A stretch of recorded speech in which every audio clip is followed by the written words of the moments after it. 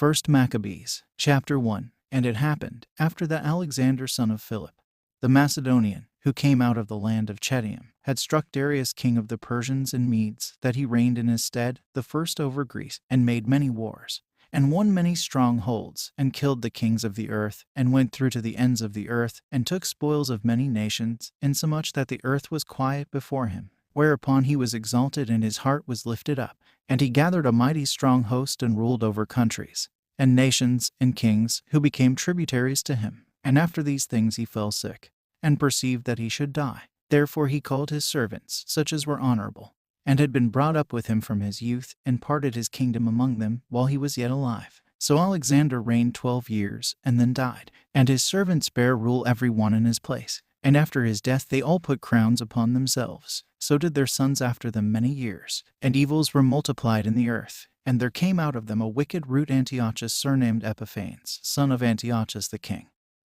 who had been an hostage at Rome, and he reigned in the 137th year of the kingdom of the Greeks. In those days went there out of Israel wicked men, who persuaded many, saying, Let us go and make a covenant with the heathen that are round about us. For since we departed from them we have had much sorrow. So this device pleased them well. Then certain of the people were so forward herein, that they went to the king, who gave them license to do after the ordinances of the heathen. Whereupon they built a place of exercise at Jerusalem according to the customs of the heathen, and made themselves uncircumcised, and forsook the holy covenant, and joined themselves to the heathen, and were sold to do mischief. Now when the kingdom was established before Antiochus, he thought to reign over Egypt, that he might have the dominion of 2 realms. Therefore he entered into Egypt with a great multitude, with chariots, and elephants, and horsemen, and a great navy, and made war against Ptolemy king of Egypt. But Ptolemy was afraid of him, and fled, and many were wounded to death. Thus they got the strong cities in the land of Egypt, and he took the spoils thereof.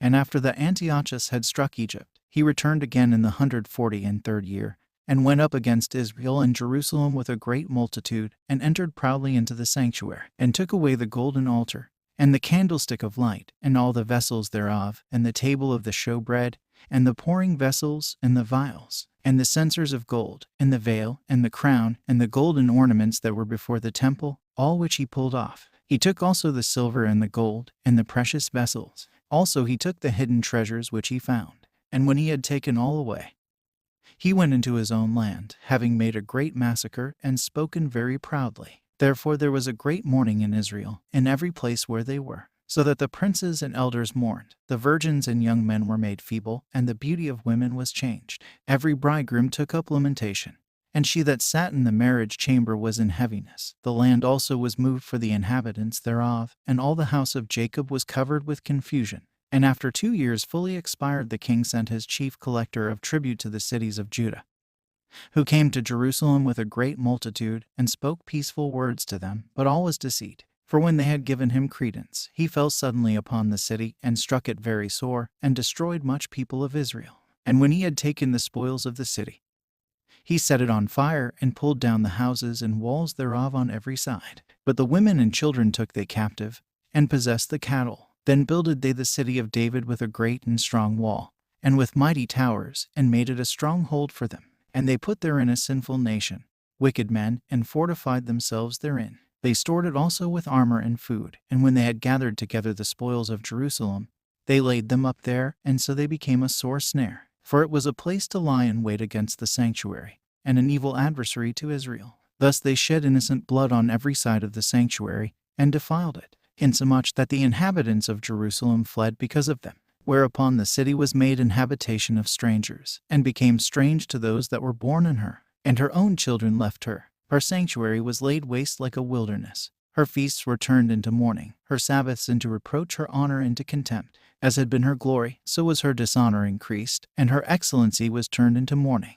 Moreover, King Antiochus wrote to his whole kingdom, that all should be one people, and every one should leave his laws. So all the heathen agreed according to the commandment of the king. Yes, many also of the Israelites consented to his religion, and sacrificed to idols, and profaned the Sabbath. For the king had sent letters by messengers to Jerusalem and the cities of Judah, that they should follow the strange laws of the land, and forbid burnt offerings, and sacrifice, and drink offerings in the temple, and that they should profane the Sabbaths and festival days, and pollute the sanctuary and holy people. set up altars, and groves, and chapels of idols, and sacrifice swine's flesh and unclean beasts, that they should also leave their children uncircumcised, and make their souls abominable with all manner of uncleanness and profanation, to the end they might forget the law, and change all the ordinances. And whoever would not do according to the commandment of the king, he said, he should die. In the selfsame manner wrote he to his whole kingdom, and appointed overseers over all the people, commanding the cities of Judah to sacrifice, city by city. Then many of the people were gathered to them, to wit every one that forsook the law.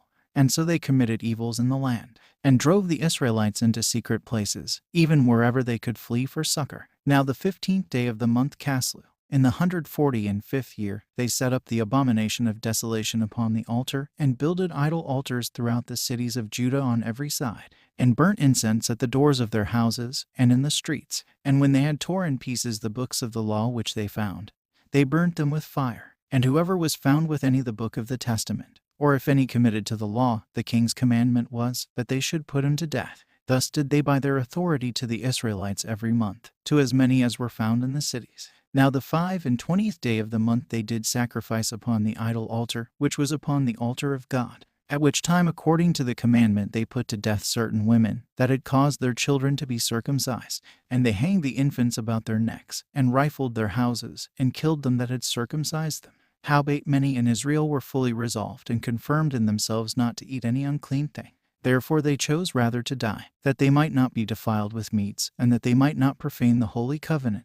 So then they died, and there was very great wrath upon Israel. Chapter 2. In those days arose Mattathias the son of John, the son of Simon, a priest of the sons of Jorib, from Jerusalem, and lived in Modin. And he had 5 sons, Johanan, called Cades, Simon, called Thassi, Judas, who was called Maccabeus, Eleazar, called Avarin, and Jonathan, whose surname was Apis. And when he saw the blasphemies that were committed in Judah and Jerusalem, he said, Woe is me! Therefore was I born to see this misery of my people, and of the holy city, and to dwell there, when it was delivered into the hand of the enemy, and the sanctuary into the hand of strangers. Her temple is become as a man without glory. Her glorious vessels are carried away into captivity. Her infants are slain in the streets, her young men with the sword of the enemy. What nation has not had a part in her kingdom and gotten of her spoils? All her ornaments are taken away. Of a free woman she has become a bondslave. And, behold, our sanctuary, even our beauty and our glory, is laid waste, and the Gentiles have profaned it. To what end therefore shall we live any longer? Then Mattathias and his sons tore their clothes, and put on sackcloth, and mourned very sore. In the meanwhile the king's officers, such as compelled the people to revolt, came into the city Modin to make them sacrifice. And when many of Israel came to them, Mattathias also and his sons came together. Then answered the king's officers, and said to Mattathias on this wise, You are a ruler and an honorable and great man in this city, and strengthened with sons and brethren. Now therefore come you first, and fulfill the king's commandment, like as all the heathen have done, yes, and the men of Judah also, and such as remain at Jerusalem. So shall you and your house be in the number of the king's friends, and you and your children shall be honored with silver and gold, and many rewards. Then Mattathias answered and spoke with a loud voice, Though all the nations that are under the king's dominion obey him, and fall away every one from the religion of their fathers, and give consent to his commandments, yet will I and my sons and my brethren walk in the covenant of our fathers. God forbid that we should forsake the law and the ordinances. We will not listen to the king's words, to go from our religion, either on the right hand or the left. Now when he had left speaking these words, there came one of the Jews in the sight of all to sacrifice on the altar which was at Modin, according to the king's commandment. Which thing when Mattathias saw, he was inflamed with zeal, and his reins trembled, neither could he forbear to show his anger according to judgment. Therefore he ran, and killed him upon the altar. Also the king's commissioner, who compelled men to sacrifice, he killed at that time, and the altar he pulled down. Thus dealt he zealously for the law of God, like as Phinehas did to Zambri the son of Salom. And Mattathias cried throughout the city with a loud voice, saying, Whosoever is zealous of the law, and maintains the covenant, let him follow me. So he and his sons fled into the mountains, and left all that ever they had in the city. Then many that sought after justice and judgment went down into the wilderness to dwell there, both they and their children, and their wives, and their cattle, because afflictions increased sore upon them. Now when it was told the king's servants, and the host that was at Jerusalem, in the city of David, that certain men, who had broken the king's commandment, were gone down into the secret places in the wilderness. They pursued after them a great number, and having overtaken them, they camped against them, and made war against them on the Sabbath day. And they said to them, Let that which you have done hitherto suffice. Come forth, and do according to the commandment of the king, and you shall live. But they said, We will not come forth, neither will we do the king's commandment, to profane the Sabbath day. So then they gave them the battle with all speed. Howbeit they answered them not, neither cast they a stone at them, nor stopped the places where they lay hid, but said, Let us die all in our innocency. Heaven and earth will testify for us, that you put us to death wrongfully. So they rose up against them in battle on the Sabbath, and they killed them, with their wives and children and their cattle, to the number of 1,000 people. Now when Mattathias and his friends understood hereof, they mourned for them right sore. And one of them said to another, If we all do as our brethren have done, and fight not for our lives and laws against the heathen, they will now quickly root us out of the earth. At that time therefore they decreed, saying, Whosoever shall come to make battle with us on the Sabbath day, we will fight against him. Neither will we die all, as our brethren that were murdered in the secret places. Then came there to him a company of Assyrians who were mighty men of Israel, even all such as were voluntarily devoted to the law. Also all they that fled for persecution joined themselves to them, and were a stay to them. So they joined their forces, and struck sinful men in their anger, and wicked men in their wrath. But the rest fled to the heathen for succor. Then Mattathias and his friends went round about, and pulled down the altars, and what children soever they found within the coast of Israel uncircumcised, those they circumcised valiantly. They pursued also after the proud men, and the work prospered in their hand. So they recovered the law out of the hand of the Gentiles, and out of the hand of kings, neither suffered they the sinner to triumph.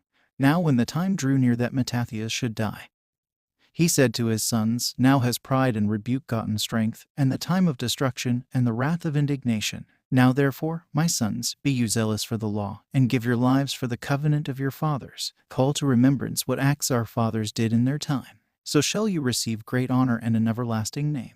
Was not Abraham found faithful in temptation, and it was imputed to him for righteousness? Joseph in the time of his distress kept the commandment, and was made Lord of Egypt. Phinehas our father in being zealous and fervent obtained the covenant of an everlasting priesthood.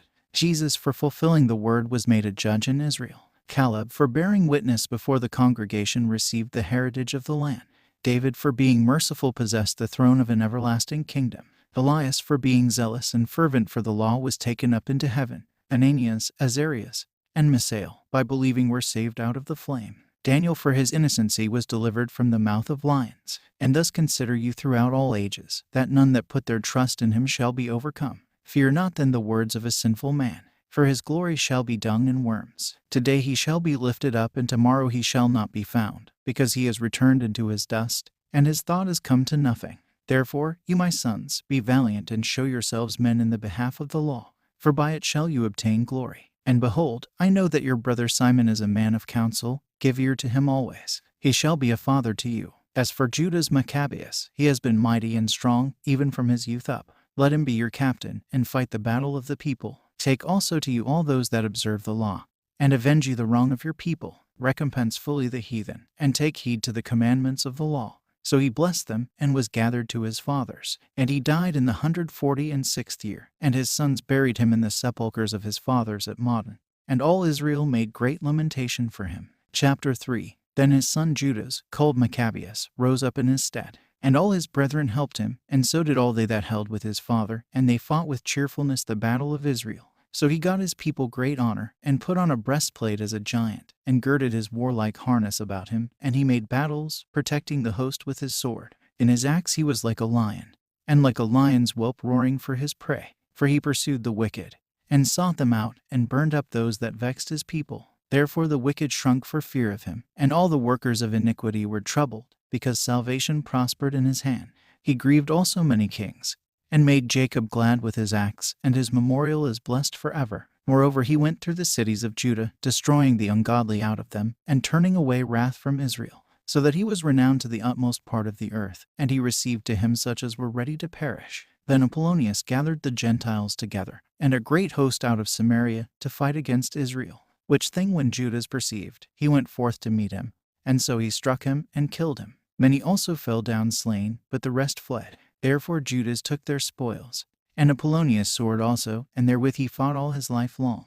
Now when Saron, a prince of the army of Syria, heard say that Judas had gathered to him a multitude and company of the faithful to go out with him to war, he said, I will get me a name and honor in the kingdom, for I will go fight with Judas and them that are with him, who despise the king's commandment. So he made him ready to go up, and there went with him a mighty host of the ungodly to help him, and to be avenged of the children of Israel. And when he came near to the going up of Beth-horon, Judas went forth to meet him with a small company, who, when they saw the host coming to meet them, said to Judas, How shall we be able, being so few, to fight against so great a multitude and so strong, seeing we are ready to faint with fasting all this day? To whom Judas answered, It is no hard matter for many to be shut up in the hands of a few, and with the God of heaven it is all one, to deliver with a great multitude or a small company. For the victory of battle stands not in the multitude of an host, but strength comes from heaven. They come against us in much pride and iniquity to destroy us, and our wives and children, and to spoil us. But we fight for our lives and our laws. Therefore the Lord himself will overthrow them before our face. And as for you, be you not afraid of them. Now as soon as he had left off speaking, he leapt suddenly upon them.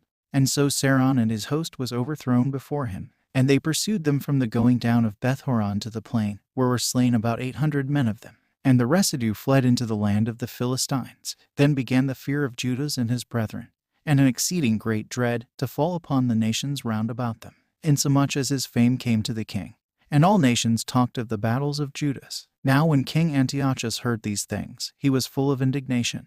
Therefore he sent and gathered together all the forces of his realm, even a very strong army. He opened also his treasure, and gave his soldiers pay for a year, commanding them to be ready whenever he should need them. Nevertheless, when he saw that the money of his treasures failed, and that the tributes in the country were small, because of the dissension and plague, which he had brought upon the land in taking away the laws which had been of old time, he feared that he should not be able to bear the charges any longer, nor to have such gifts to give so liberally as he did before, for he had abounded above the kings that were before him. Therefore, being greatly perplexed in his mind, he determined to go into Persia, there to take the tributes of the countries, and to gather much money. So he left Lysias, a nobleman and one of the blood royal, to oversee the affairs of the king from the river Euphrates to the borders of Egypt, and to bring up his son Antiochus until he came again. Moreover, he delivered to him the half of his forces, and the elephants, and gave him charge of all things that he would have done, as also concerning them that lived in Judah and Jerusalem, to wit, that he should send an army against them, to destroy and root out the strength of Israel, and the remnant of Jerusalem, and to take away their memorial from that place,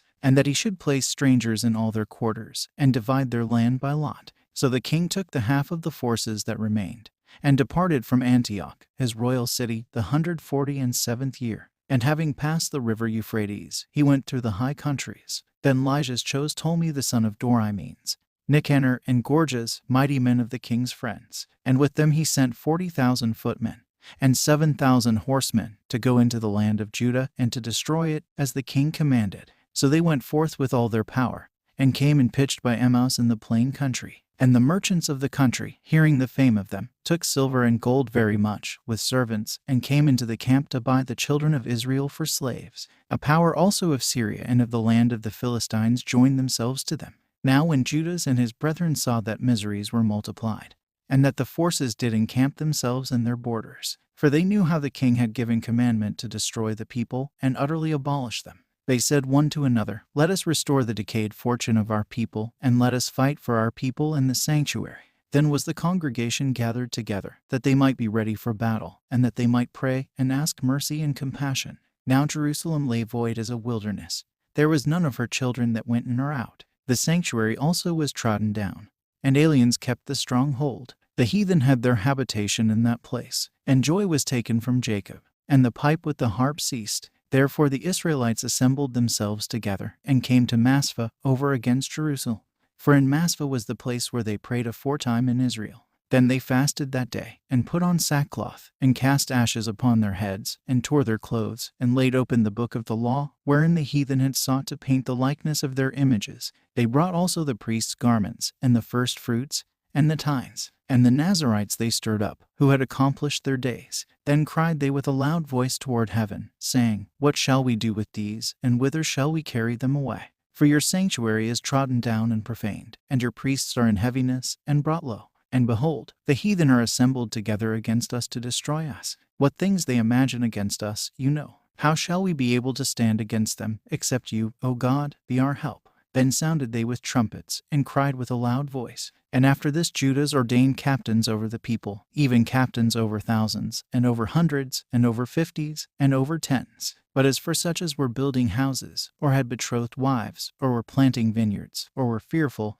those he commanded that they should return, every man to his own house, according to the law. So the camp removed, and pitched upon the south side of Emmaus. And Judas said, Arm yourselves, and be valiant men, and see that you be in readiness against the morning, that you may fight with these nations that are assembled together against us to destroy us and our sanctuary. For it is better for us to die in battle than to behold the calamities of our people and our sanctuary. Nevertheless, as the will of God is in heaven, so let him do. Chapter 4. Then took Gorgias 5,000 footmen, and 1,000 of the best horsemen, and removed out of the camp by night, to the end he might rush in upon the camp of the Jews, and strike them suddenly. And the men of the fortress were his guides. Now when Judas heard thereof, he himself removed, and the valiant men with him, that he might strike the king's army which was at Emmaus, while as yet the forces were dispersed from the camp.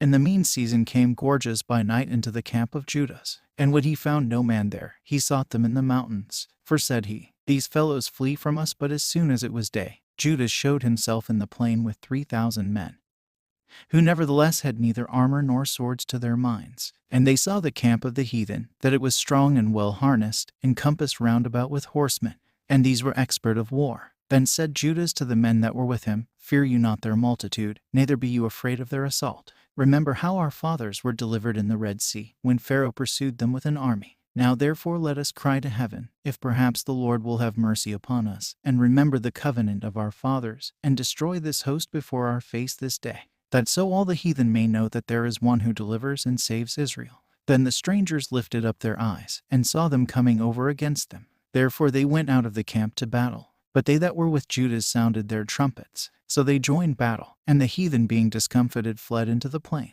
Howbeit all the hindmost of them were slain with the sword, for they pursued them to Gazra, and to the plains of Idumea, and Azotus, and Jamnia, so that there were slain of them upon 3,000 men. This done, Judas returned again with his host from pursuing them, and said to the people, Be not greedy of the spoil, inasmuch as there is a battle before us, and Gorgias and his host are here by us in the mountain.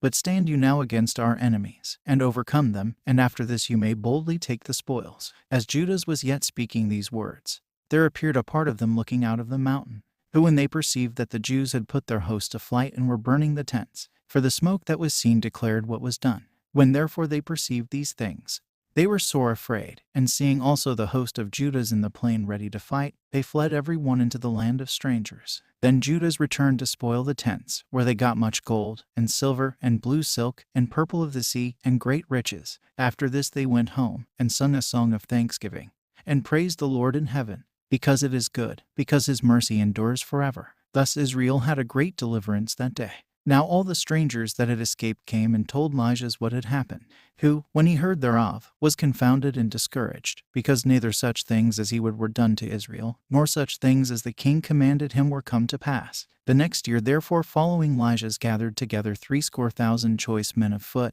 and 5,000 horsemen, that he might subdue them. So they came into Idumea, and pitched their tents at Bethsura, and Judas met them with 10,000 men. And when he saw that mighty army, he prayed and said, Blessed are you, O Savior of Israel, who did quell the violence of the mighty man by the hand of your servant David, and gave the host of strangers into the hands of Jonathan the son of Saul, and his armor-bearer. Shut up this army in the hand of your people Israel, and let them be confounded in their power and horsemen.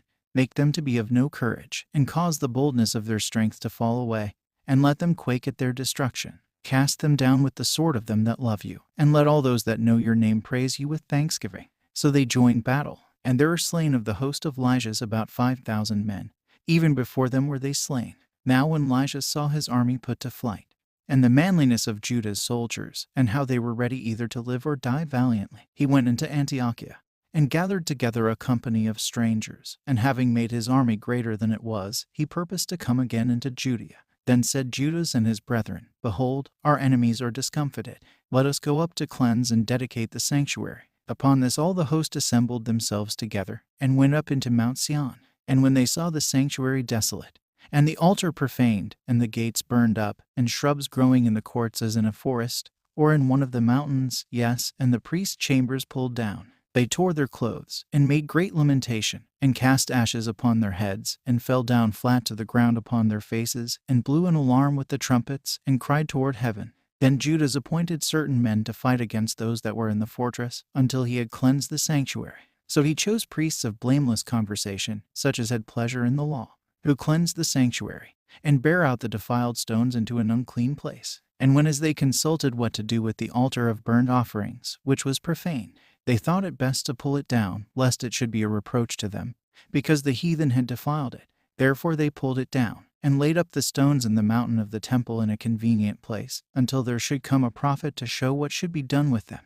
Then they took whole stones according to the law, and built a new altar according to the former, and made up the sanctuary, and the things that were within the temple, and hallowed the courts. They made also new holy vessels. And into the temple they brought the candlestick, and the altar of burnt offerings, and of incense, and the table. And upon the altar they burned incense, and the lamps that were upon the candlestick they lighted, that they might give light in the temple. Furthermore they set the loaves upon the table, and spread out the veils, and finished all the works which they had begun to make. Now on the 25th day of the 9th month, which is called the month Caslu, in the 148th year, they rose up betimes in the morning, and offered sacrifice according to the law upon the new altar of burnt offerings, which they had made. Look, at what time and what day the heathen had profaned it, even in that was it dedicated with songs, and citherns, and harps, and cymbals. Then all the people fell upon their faces, worshipping and praising the God of heaven, who had given them good success. And so they kept the dedication of the altar 8 days, and offered burnt offerings with gladness, and sacrificed the sacrifice of deliverance and praise. They decked also the forefront of the temple with crowns of gold, and with shields, and the gates and the chambers they renewed, and hanged doors upon them. Thus was there very great gladness among the people, for that the reproach of the heathen was put away. Moreover, Judas and his brethren with the whole congregation of Israel ordained that the days of the dedication of the altar should be kept in their season from year to year by the space of 8 days, from the 25th day of the month Caslu, with mirth and gladness. At that time also they builded up the Mount Sion with high walls and strong towers round about, lest the Gentiles should come and tread it down as they had done before. And they set there a garrison to keep it, and fortified Bethsura to preserve it, that the people might have a defense against Idumea. Chapter 5. Now when the nations round about heard that the altar was built and the sanctuary renewed as before, it displeased them very much. Therefore they thought to destroy the generation of Jacob that was among them, and thereupon they began to kill and destroy the people. Then Judas fought against the children of Esau and Idumea at Arabatine, because they besieged Gaal. And he gave them a great overthrow, and abated their courage, and took their spoils. Also he remembered the injury of the children of Bean, who had been a snare and an offense to the people, in that they lay in wait for them in the ways. He shut them up therefore in the towers, and encamped against them, and destroyed them utterly, and burned the towers of that place with fire, and all that were therein. Afterward he passed over to the children of Ammon, where he found a mighty power, and much people, with Timotheus their captain. So he fought many battles with them, till at length they were discomfited before him. And he struck them. And when he had taken Jazer, with the towns belonging thereto, he returned into Judea. And the heathen that were at Galaad assembled themselves together against the Israelites that were in their quarters, to destroy them. But they fled to the fortress of Dathema, and sent letters to Judas and his brethren. The heathen that are round about us are assembled together against us to destroy us, and they are preparing to come and take the fortress whereunto we are fled, Timotheus being captain of their host. Come now therefore, and deliver us from their hands, for many of us are slain. Yes, all our brethren that were in the places of Tobi are put to death. Their wives and their children also they have carried away captives, and borne away their stuff, and they have destroyed there about 1,000 men. While these letters were yet reading, behold, there came other messengers from Galilee with their clothes tore, who reported on this wise, and said, They of Ptolemais, and of Tyrus, and Sidon, and all Galilee of the Gentiles, are assembled together against us to consume us. Now when Judas and the people heard these words, there assembled a great congregation together, to consult what they should do for their brethren that were in trouble and assaulted of them. Then said Judas to Simon his brother, Choose you out men, and go and deliver your brethren that are in Galilee. For I and Jonathan my brother will go into the country of Galaad. So he left Joseph the son of Zacharias, and Azarias, captains of the people, with the remnant of the host in Judea to keep it, to whom he gave commandment, saying, Take you the charge of this people, and see that you make not war against the heathen until the time that we come again. Now to Simon were given 3,000 men to go into Galilee, and to Judas 8,000 men for the country of Galaad. Then went Simon into Galilee, where he fought many battles with the heathen, so that the heathen were discomfited by him. And he pursued them to the gate of Ptolemais. And there were slain of the heathen about 3,000 men, whose spoils he took, and those that were in Galilee, and in Arbades, with their wives and their children, and all that they had, took he away with him, and brought them into Judea with great joy. Judas Maccabeus also and his brother Jonathan went over Jordan, and traveled 3 days' journey in the wilderness, where they met with the Nabathites, who came to them in a peaceful manner, and told them everything that had happened to their brethren in the land of Galaad, and how that many of them were shut up in Bosora, and Bosor, and Elema, Casphar, Maked, and Carnaim. All these cities are strong and great, and that they were shut up in the rest of the cities of the country of Galaad, and that against tomorrow they had appointed to bring their host against the forts, and to take them, and to destroy them all in one day. Hereupon Judas and his host turned suddenly by the way of the wilderness to Bosora. And when he had won the city, he killed all the males with the edge of the sword, and took all their spoils, and burned the city with fire, from whence he removed by night, and went till he came to the fortress. And betimes in the morning they looked up, and, behold, there was an innumerable people bearing ladders and other engines of war to take the fortress, for they assaulted them. When Judas therefore saw that the battle was begun, and that the cry of the city went up to heaven with trumpets and a great sound, he said to his host, "Fight this day for your brethren."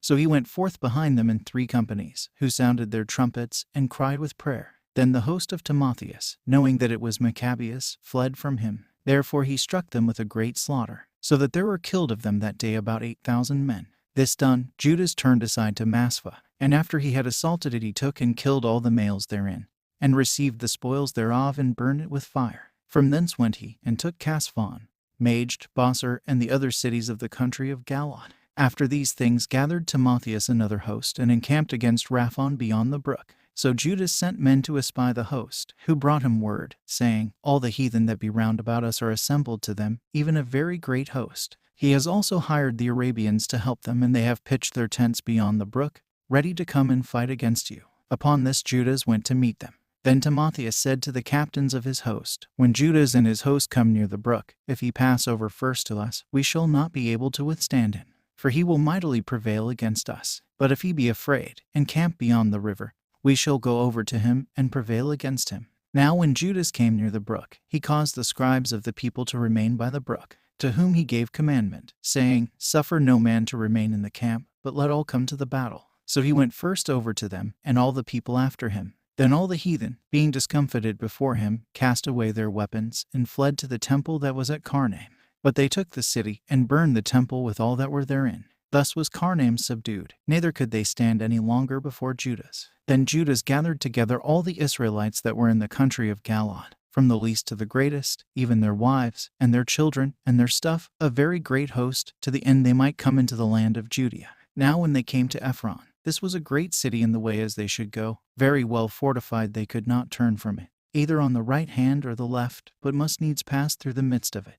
Then they of the city shut them out, and stopped up the gates with stones. Whereupon Judas sent to them in peaceful manner, saying, "Let us pass through your land to go into our own country, and none shall do you any hurt. We will only pass through on foot." Howbeit they would not open to him. Therefore Judas commanded a proclamation to be made throughout the host, that every man should pitch his tent in the place where he was. So the soldiers pitched, and assaulted the city all that day and all that night, till at the length the city was delivered into his hands, who then killed all the males with the edge of the sword, and razed the city, and took the spoils thereof, and passed through the city over them that were slain. After this they went over Jordan into the great plain before Bethsan. And Judas gathered together those that came behind, and exhorted the people all the way through, till they came into the land of Judea. So they went up to Mount Sion with joy and gladness, where they offered burnt offerings, because not one of them were slain until they had returned in peace. Now what time as Judas and Jonathan were in the land of Galaad, and Simon his brother in Galilee before Ptolemais, Joseph the son of Sicarius, and Azarias, captains of the garrisons, heard of the valiant acts and warlike deeds which they had done.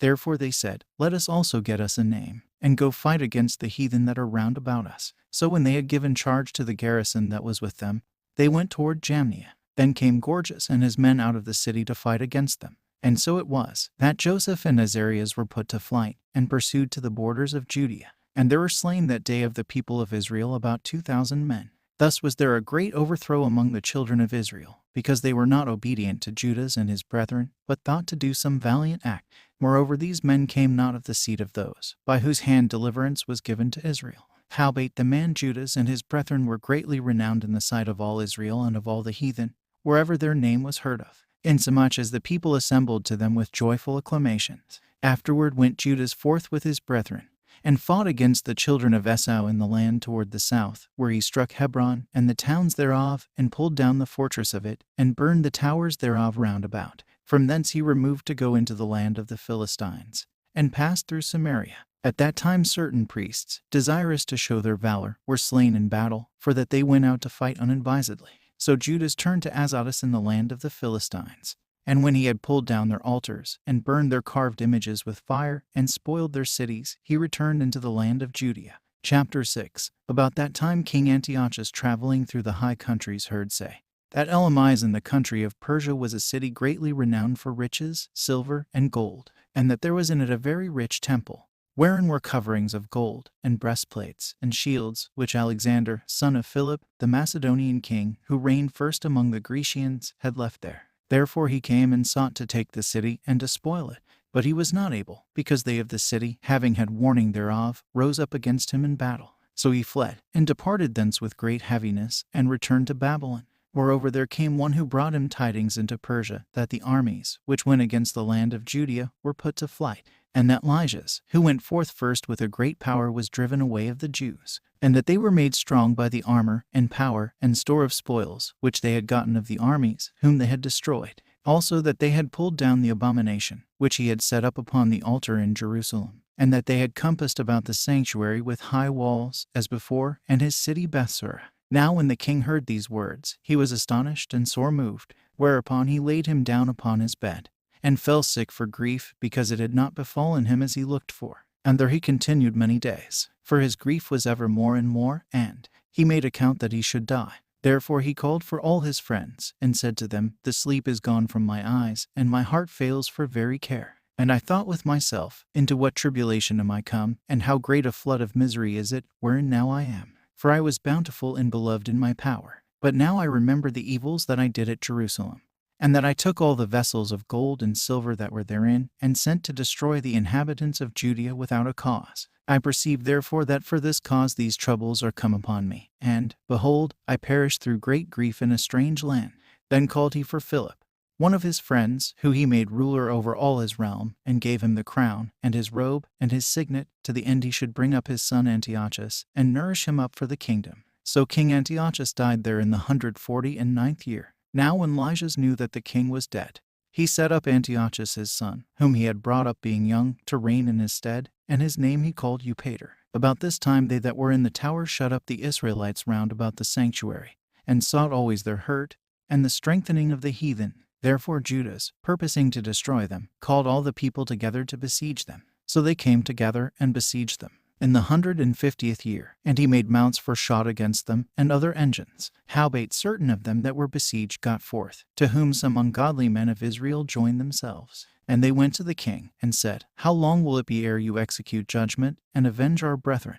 We have been willing to serve your father, and to do as he would have us, and to obey his commandments. For which cause they of our nation besieged the tower, and are alienated from us. Moreover, as many of us as they could light on they killed, and spoiled our inheritance. Neither have they stretched out their hand against us only, but also against their borders. And, behold, this day are they besieging the tower at Jerusalem, to take it. The sanctuary also in Bethsura have they fortified. Therefore if you do not prevent them quickly, they will do the greater things than these, neither shall you be able to rule them. Now when the king heard this, he was angry, and gathered together all his friends, and the captains of his army, and those that had charge of the horse. There came also to him from other kingdoms, and from isles of the sea, bands of hired soldiers, so that the number of his army was 100,000 footmen, and 20,000 horsemen, and 32 elephants exercised in battle. These went through Idumea, and pitched against Bethsura, which they assaulted many days, making engines of war. But they of Bethsura came out,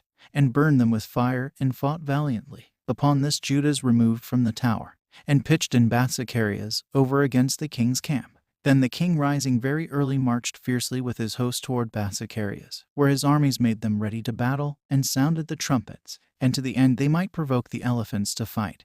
They showed them the blood of grapes and mulberries. Moreover, they divided the beasts among the armies, and for every elephant they appointed 1,000 men, armed with coats of mail, and with helmets of brass on their heads. And beside this, for every beast were ordained 500 horsemen of the best. These were ready at every occasion, wherever the beast was, and wherever the beast went, they went also, neither departed they from him. And upon the beasts were there strong towers of wood, which covered every one of them, and were girded fast to them with devices. There were also upon every one 32 strong men, that fought upon them, beside the Indian that ruled him. As for the remnant of the horsemen, they set them on this side and that side at the two parts of the host, giving them signs what to do, and being harnessed all over amidst the ranks. Now when the sun shone upon the shields of gold and brass, the mountains glistered therewith, and shined like lamps of fire. So part of the king's army being spread upon the high mountains, and part on the valleys below, they marched on safely and in order. Therefore all that heard the noise of their multitude, and the marching of the company,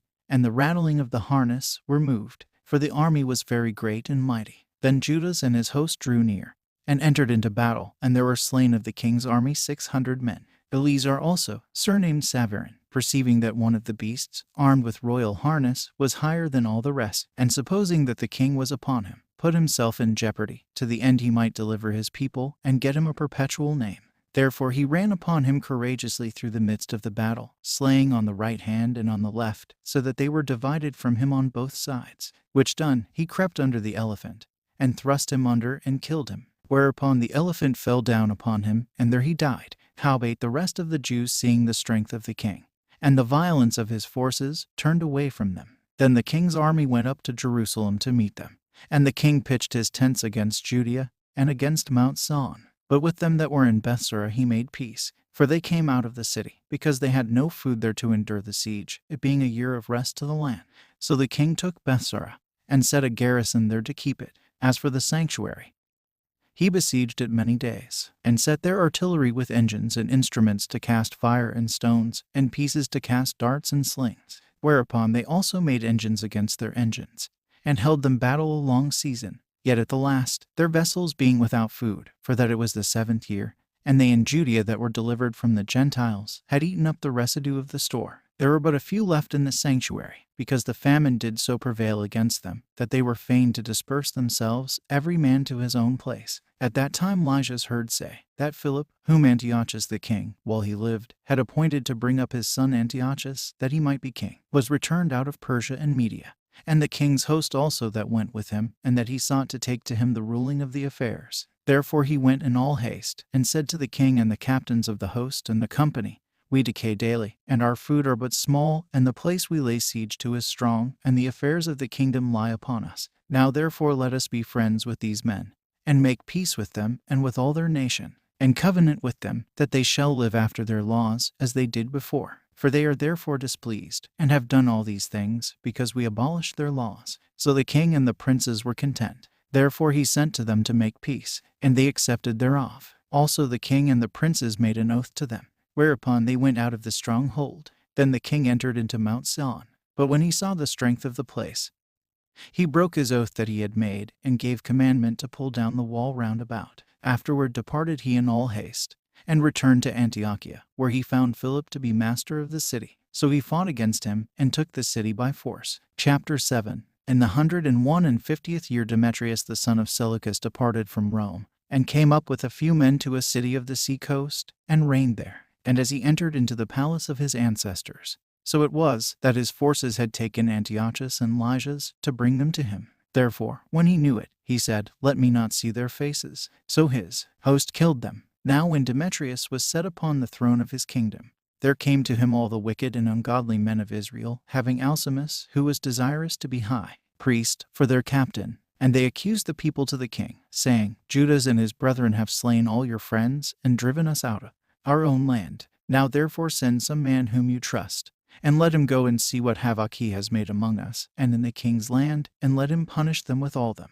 that aid them. Then the king chose Bacchides, a friend of the king, who ruled beyond the flood, and was a great man in the kingdom, and faithful to the king. And him he sent with that wicked Alcimus, whom he made high priest, and commanded that he should take vengeance of the children of Israel. So they departed, and came with a great power into the land of Judea, where they sent messengers to Judas and his brethren with peaceful words deceitfully. But they gave no heed to their words, for they saw that they were come with a great power. Then did there assemble to Alcimus and Bacchides a company of scribes to require justice. Now the Ascidians were the first among the children of Israel that sought peace of them. For said they, one that is a priest of the seed of Aaron is come with this army, and he will do us no wrong. So he spoke to them peaceably, and sware to them, saying, We will procure the harm neither of you nor your friends. Whereupon they believed him. Howbeit he took of them 60 men, and killed them in one day, according to the words which he wrote. The flesh of your saints have they cast out, and their blood have they shed round about Jerusalem, and there was none to bury them. Therefore the fear and dread of them fell upon all the people, who said, There is neither truth nor righteousness in them, for they have broken the covenant and oath that they made. After this, removed Bacchides from Jerusalem, and pitched his tents in Bezoth, where he sent and took many of the men that had forsaken him, and certain of the people also, and when he had slain them, he cast them into the great pit. Then committed he the country to Alcimus, and left with him a power to aid him. So Bacchides went to the king. But Alcimus contended for the high priesthood, and to him resorted all such as troubled the people, who, after they had gotten the land of Judah into their power, did much hurt in Israel. Now when Judah saw all the mischief that Alcimus and his company had done among the Israelites, even above the heathen, he went out into all the coasts of Judea round about, and took vengeance of them that had revolted from him, so that they dared no more go forth into the country. On the other side, when Alcimus saw that Judas and his company had gotten the upper hand, and knew that he was not able to abide their force, he went again to the king, and said all the worst of them that he could. Then the king sent Nicanor, one of his honorable princes, a man that bare deadly hate to Israel, with commandment to destroy the people. So Nicanor came to Jerusalem with a great force, and sent to Judas and his brethren deceitfully with friendly words, saying, Let there be no battle between me and you. I will come with a few men, that I may see you in peace. He came therefore to Judas, and they saluted one another peaceably. Howbeit the enemies were prepared to take away Judas by violence. Which thing after it was known to Judas, to wit, that he came to him with deceit, he was sore afraid of him, and would see his face no more. Nicanor also, when he saw that his counsel was discovered, went out to fight against Judas beside Caphar Salama, where there were slain of Nicanor's side about 5,000 men, and the rest fled into the city of David. After this went Nicanor up to Mount Sion. And there came out of the sanctuary certain of the priests and certain of the elders of the people to salute him peaceably, and to show him the burnt sacrifice that was offered for the king. But he mocked them, and laughed at them, and abused them shamefully, and spoke proudly, and sware in his wrath, saying, Unless Judas and his host be now delivered into my hands, if ever I come again in safety, I will burn up this house. And with that he went out in a great rage. Then the priests entered in, and stood before the altar in the temple, weeping, and saying, You, O Lord, did choose this house to be called by your name, and to be a house of prayer and petition for your people. Be avenged of this man and his host, and let them fall by the sword. Remember their blasphemies, and suffer them not to continue any longer. So Nicanor went out of Jerusalem, and pitched his tents in Beth-horon, where an host out of Syria met him. But Judas pitched in Adasa with 3,000 men, and there he prayed, saying, O Lord, when they that were sent from the king of the Assyrians blasphemed, your angel went out, and struck 185,000 of them. Even so destroy you this host before us this day, that the rest may know that he has spoken blasphemously against your sanctuary, and judge you him according to his wickedness. So the 13th day of the month Adar the hosts joined battle. But Nicanor's host was discomfited, and he himself was first slain in the battle. Now when Nicanor's host saw that he was slain, they cast away their weapons and fled. Then they pursued after them a day's journey, from Adasa to Gazara, sounding an alarm after them with their trumpets. Whereupon they came forth out of all the towns of Judea round about, and closed them in, so that they, turning back upon them that pursued them, were all slain with the sword, and not one of them was left. Afterwards they took the spoils, and the prey, and struck off Nicanor's head, and his right hand, which he stretched out so proudly, and brought them away, and hanged them up toward Jerusalem. For this cause the people rejoiced greatly, and they kept that day a day of great gladness. Moreover they ordained to keep yearly this day, being the 13th of Adar. Thus the land of Judah was in rest a little while. Chapter 8. Now Judas had heard of the fame of the Romans, that they were mighty and valiant men, and such as would lovingly accept all that joined themselves to them, and make a league of amity with all that came to them, and that they were men of great valor. It was told him also of their wars and noble acts which they had done among the Galatians,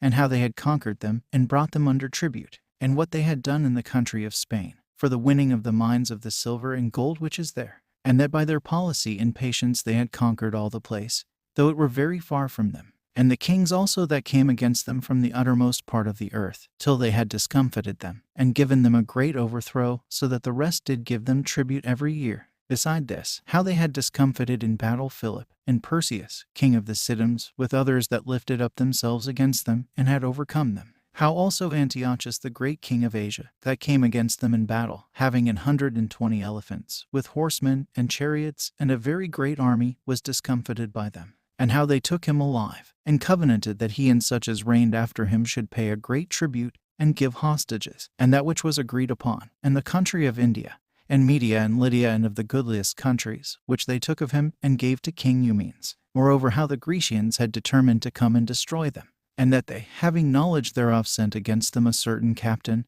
and fighting with them killed many of them, and carried away captives their wives and their children, and spoiled them, and took possession of their lands, and pulled down their strongholds, and brought them to be their servants to this day. It was told him besides, how they destroyed and brought under their dominion all other kingdoms and isles that at any time resisted them.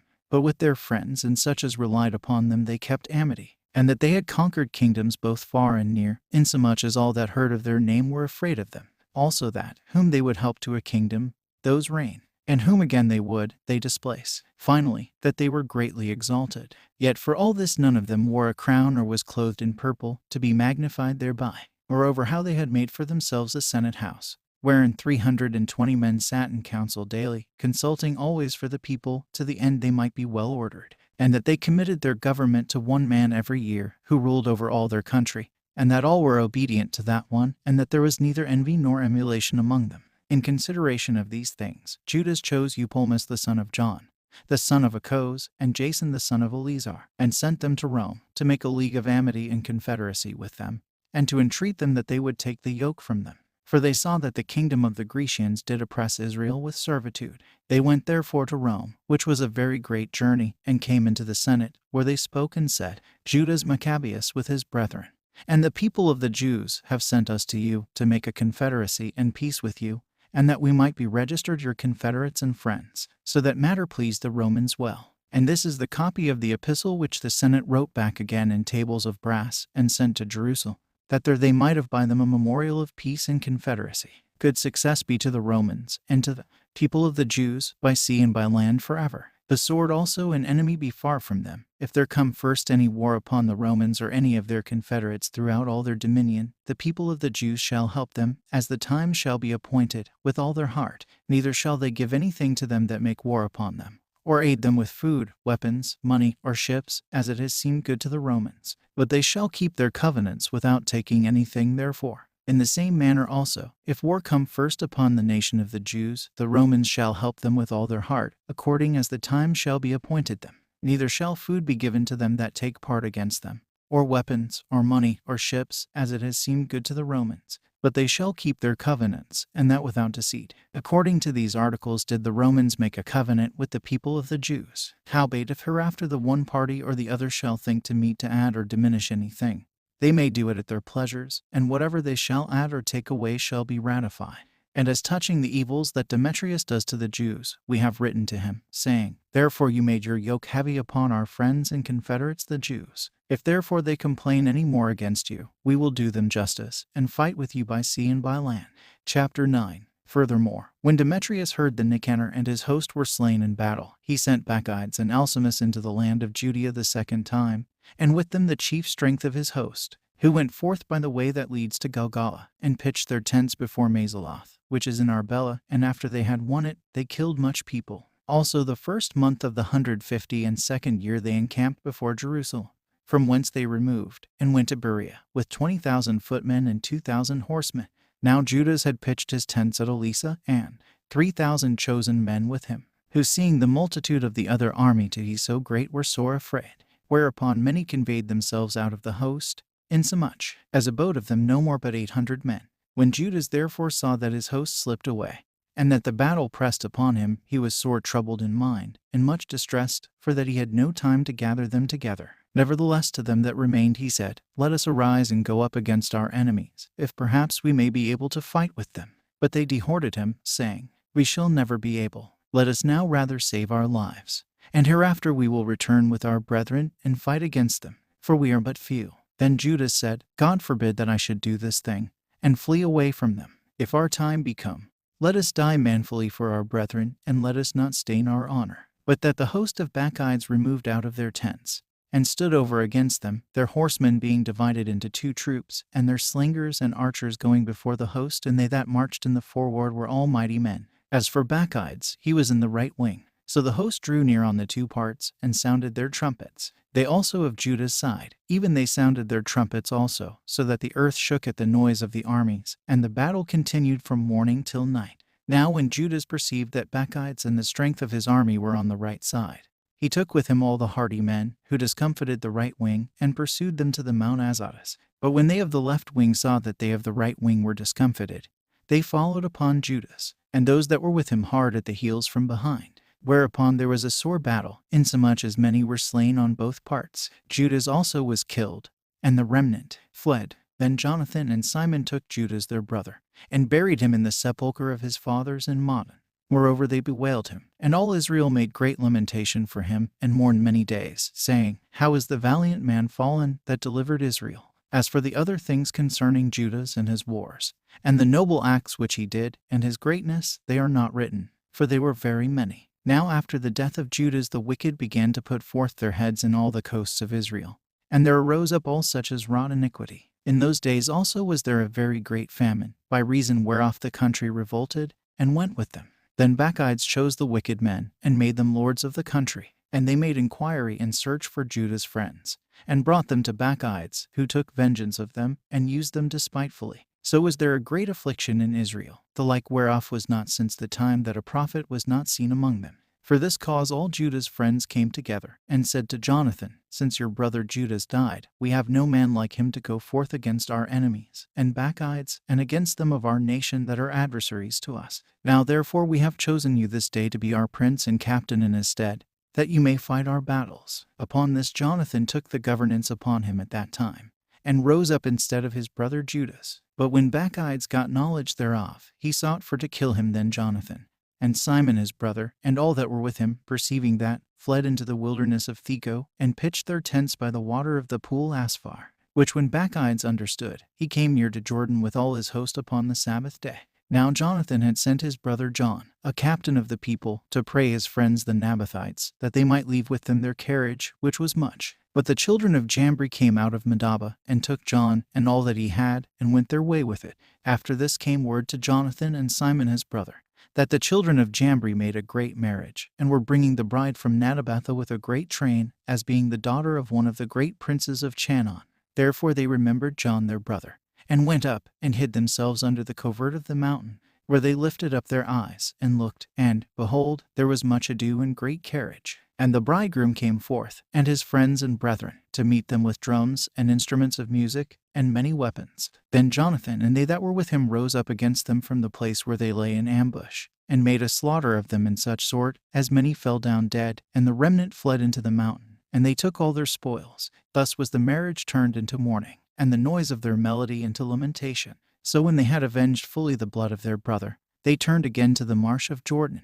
Now when Bacchides heard hereof, he came on the Sabbath day to the banks of Jordan with a great power. Then Jonathan said to his company, Let us go up now and fight for our lives, for it stands not with us today, as in time past. For, behold, the battle is before us and behind us, and the water of Jordan on this side and that side, the marsh likewise and wood, neither is there place for us to turn aside. Therefore cry you now to heaven, that you may be delivered from the hand of your enemies. With that they joined battle, and Jonathan stretched forth his hand to strike Bacchides, but he turned back from him. Then Jonathan and they that were with him leapt into Jordan, and swam over to the other bank. Howbeit the other passed not over Jordan to them. So there were slain of Bacchides' side that day about 1,000 men. Afterward returned Bacchides to Jerusalem, and repaired the strong sites in Judea, the fort in Jericho, and Emmaus, and Beth-horon, and Bethel, and Thamnatha, Pharathoni, and Taphon. These did he strengthen with high walls, with gates, and with bars, and in them he set a garrison, that they might work malice upon Israel. He fortified also the city Bethsura, and Gazara, and the tower, and put forces in them, and provision of food.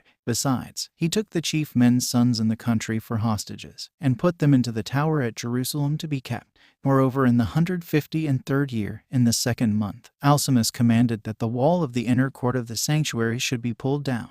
He pulled down also the works of the prophets, and as he began to pull down, even at that time was Alcimus plagued, and his enterprises hindered. For his mouth was stopped, and he was taken with a palsy, so that he could no more speak anything, nor give order concerning his house. So Alcimus died at that time with great torment. Now when Bacchides saw that Alcimus was dead, he returned to the king, whereupon the land of Judea was in rest 2 years. Then all the ungodly men held a council, saying, Behold, Jonathan and his company are at ease, and dwell without care. Now therefore we will bring Bacchides hither, who shall take them all in one night. So they went and consulted with him. Then removed he, and came with a great host, and sent letters privily to his adherents in Judea, that they should take Jonathan and those that were with him. Howbeit they could not, because their counsel was known to them. Therefore they took of the men of the country, that were authors of that mischief, about 50 persons, and killed them. Afterward Jonathan and Simon, and they that were with him, got them away to Bethbasi, which is in the wilderness, and they repaired the decays thereof, and made it strong. Which thing when Bacchides knew, he gathered together all his host, and sent word to them that were of Judea. Then went he and laid siege against Bethbasi, and they fought against it a long season, and made engines of war. But Jonathan left his brother Simon in the city, and went forth himself into the country. And with a certain number went he forth, and he struck Odenarchs and his brethren, and the children of Phasiron in their tent. And when he began to strike them, and came up with his forces, Simon and his company went out of the city, and burned up the engines of war, and fought against Bacchides, who was discomfited by them, and they afflicted him sore, for his counsel and travail was in vain. Therefore he was very angry at the wicked men that gave him counsel to come into the country, inasmuch as he killed many of them, and purposed to return into his own country. Whereof when Jonathan had knowledge, he sent ambassadors to him, to the end he should make peace with him, and deliver them the prisoners. Which thing he accepted, and did according to his demands, and sware to him that he would never do him harm all the days of his life. When therefore he had restored to him the prisoners that he had taken aforetime out of the land of Judea, he returned and went his way into his own land, neither came he any more into their borders. Thus the sword ceased from Israel. But Jonathan lived at Machmas, and began to govern the people, and he destroyed the ungodly men out of Israel. Chapter 10. In the 160th year Alexander, the son of Antiochus surnamed Epiphanes, went up and took Ptolemais, for the people had received him, by means whereof he reigned there. Now when King Demetrius heard thereof, he gathered together an exceeding great host, and went forth against him to fight. Moreover Demetrius sent letters to Jonathan with loving words, so as he magnified him. For said he, Let us first make peace with him, before he join with Alexander against us. Else he will remember all the evils that we have done against him, and against his brethren and his people. Therefore he gave him authority to gather together an host, and to provide weapons, that he might aid him in battle. He commanded also that the hostages that were in the tower should be delivered him. Then came Jonathan to Jerusalem, and read the letters in the audience of all the people, and of them that were in the tower, who were sore afraid, when they heard that the king had given him authority to gather together an host. Whereupon they of the tower delivered their hostages to Jonathan, and he delivered them to their parents. This done, Jonathan settled himself in Jerusalem, and began to build and repair the city. And he commanded the workmen to build the walls and the Mount Sion and about with square stones for fortification. And they did so. Then the strangers that were in the fortresses which Bacchides had built fled away, insomuch as every man left his place, and went into his own country. Only at Bethsur certain of those that had forsaken the law and the commandments remained still, for it was their place of refuge. Now when King Alexander had heard what promises Demetrius had sent to Jonathan, when also it was told him of the battles and noble acts which he and his brethren had done, and of the pains that they had endured, he said, Shall we find such another man? Now therefore we will make him our friend and confederate. Upon this he wrote a letter, and sent it to him, according to these words, saying, King Alexander to his brother Jonathan sends greeting.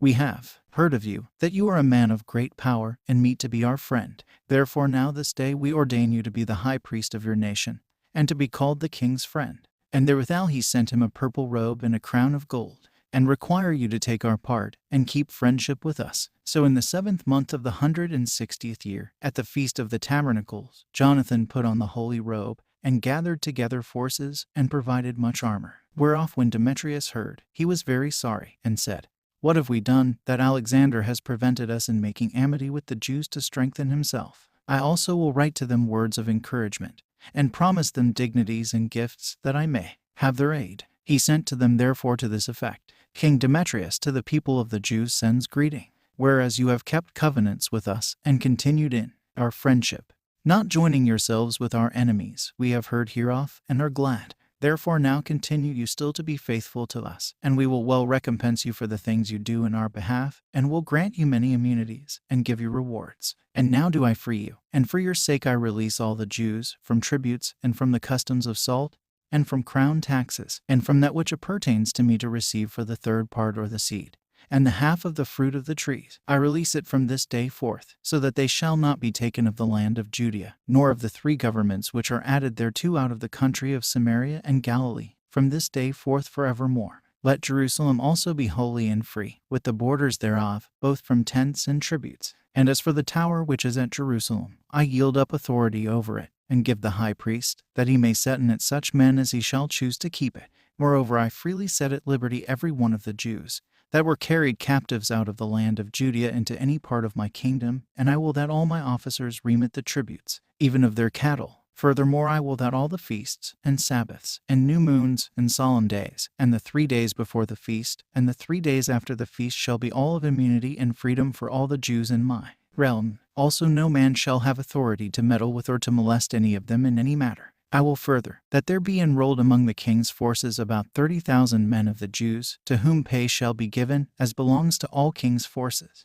And of them some shall be placed in the king's strongholds, of whom also some shall be set over the affairs of the kingdom, which are of trust. And I will that their overseers and governors be of themselves, and that they live after their own laws, even as the king has commanded in the land of Judea. And concerning the 3 governments that are added to Judea from the country of Samaria, let them be joined with Judea, that they may be reckoned to be under one, nor bound to obey other authority than the high priests. As for Ptolemais, and the land pertaining thereto, I give it as a free gift to the sanctuary at Jerusalem for the necessary expenses of the sanctuary. Moreover, I give every year 15,000 shekels of silver out of the king's accounts from the places appertaining, and all the overplus, which the officers paid not as in former time, from henceforth shall be given toward the works of the temple. And beside this, the 5,000 shekels of silver, which they took from the uses of the temple out of the accounts year by year, even those things shall be released, because they appertain to the priests that minister, and whoever they be that flee to the temple at Jerusalem, or be within the liberties hereof, being indebted to the king, or for any other matter, let them be at liberty, and all that they have in my realm. For the building also and repairing of the works of the sanctuary expenses shall be given of the king's accounts. Yes, and for the building of the walls of Jerusalem, and the fortifying thereof round about, expenses shall be given out of the king's accounts, as also for the building of the walls in Judea. Now when Jonathan and the people heard these words, they gave no credit to them, nor received them, because they remembered the great evil that he had done in Israel. For he had afflicted them very sore. But with Alexander they were well pleased, because he was the first that entreated of true peace with them, and they were confederate with him always. Then gathered King Alexander great forces, and camped over against Demetrius. And after the 2 kings had joined battle, Demetrius' host fled. But Alexander followed after him, and prevailed against them. And he continued the battle very sore until the sun went down. And that day was Demetrius slain. Afterward Alexander sent ambassadors to Ptolemy king of Egypt with a message to this effect: Forasmuch as I am come again to my realm, and am set in the throne of my progenitors, and have gotten the dominion, and overthrown Demetrius, and recovered our country. For after I had joined battle with him, both he and his host was discomfited by us, so that we sit in the throne of his kingdom. Now therefore let us make a league of amity together, and give me now your daughter to wife, and I will be your son-in-law, and will give both you and her as according to your dignity. Then Ptolemy the king gave answer, saying, Happy be the day wherein you did return into the land of your fathers, and sat in the throne of their kingdom.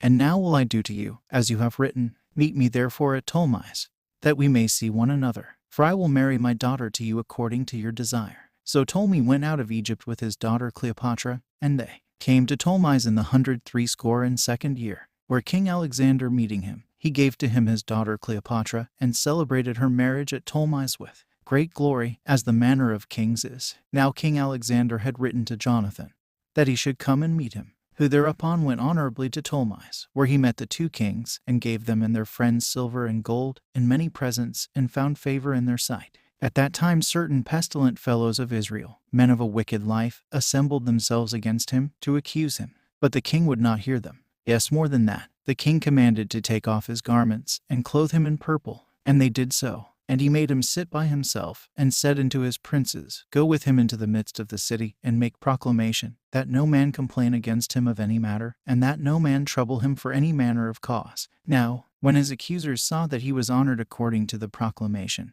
and clothed in purple, they fled all away. So the king honored him, and wrote him among his chief friends, and made him a duke, and partaker of his dominion. Afterward Jonathan returned to Jerusalem with peace and gladness. Furthermore, in the 165th year came Demetrius son of Demetrius out of Crete into the land of his fathers, whereof when King Alexander heard tell, he was right sorry, and returned into Antioch. Then Demetrius made Apollonius the governor of Cilicia his general, who gathered together a great host, and camped in Jamnia, and sent to Jonathan the high priest, saying, You alone lift up yourself against us, and I am laughed to scorn for your sake, and reproached. And why do you vaunt your power against us in the mountains? Now therefore, if you trust in your own strength, come down to us into the plain field, and there let us try the matter together. For with me is the power of the cities. Ask and learn who I am, and the rest that take our part, and they shall tell you that your foot is not able to stand before our face. For your fathers have twice been put to flight in their own land. Therefore now you shall not be able to abide the horsemen and so great a power in the plain, where is neither stone nor flint, nor place to flee to. So when Jonathan heard these words of Apollonius, he was moved in his mind, and choosing 10,000 men he went out of Jerusalem, where Simon his brother met him for to help him. And he pitched his tents against Joppa. But they of Joppa shut him out of the city, because Apollonius had a garrison there. Then Jonathan laid siege to it, whereupon they of the city let him in for fear. And so Jonathan won Joppa, whereof when Apollonius heard, he took 3,000 horsemen, with a great host of footmen, and went to Azotus as one that journeyed, and therewithal drew him forth into the plain, because he had a great number of horsemen, in whom he put his trust. Then Jonathan followed after him to Azotus, where the armies joined battle. Now Apollonius had left 1,000 horsemen in ambush, and Jonathan knew that there was an ambushment behind him, for they had compassed in his host, and cast darts at the people from morning till evening. But the people stood still, as Jonathan had commanded them. And so the enemy's horses were tired. Then brought Simon forth his host, and set them against the footmen, for the horsemen were spent who were discomfited by him, and fled. The horsemen also, being scattered in the field, fled to Azotus, and went into Bethdagon, their idol's temple, for safety. But Jonathan set fire on Azotus, and the cities round about it, and took their spoils. And the temple of Dagon, with them that were fled into it, he burned with fire. Thus there were burned and slain with the sword well near 8,000 men. And from thence Jonathan removed his host, and camped against Ascalon, where the men of the city came forth, and met him with great pomp. After this returned Jonathan and his host to Jerusalem, having any spoils. Now when King Alexander heard these things, he honored Jonathan yet more, and sent him a buckle of gold, as the use is to be given to such as are of the king's blood. He gave him also a cairn with the borders thereof in possession. Chapter 11. And the king of Egypt gathered together a great host, like the sand that lies upon the seashore, and many ships, and went about through deceit to get Alexander's kingdom, and join it to his own.